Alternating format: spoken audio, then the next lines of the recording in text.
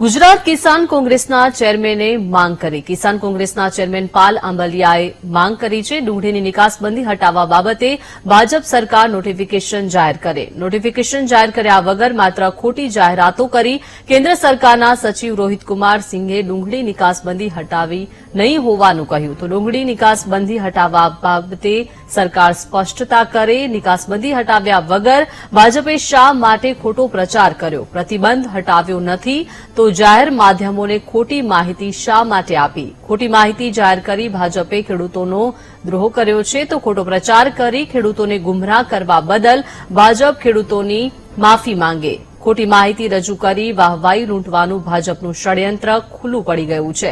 તો નોટિફિકેશન વગર જાહેરાત કરવા બદલ ભાજપ જવાબ આપે.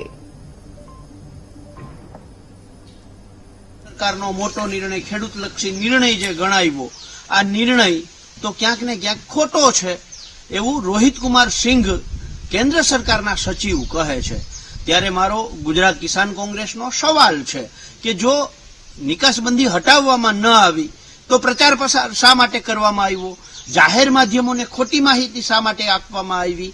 જાહેર માધ્યમોના માધ્યમથી ખેડૂતોને ગુમરાહ કરવાનું ષડયંત્ર ભાજપે શા માટે કર્યું? ખેડૂતોને ગુમરાહ કોણ કરે છે એ આના ઉપરથી બહુ સ્પષ્ટ રીતે સાબિત થાય છે.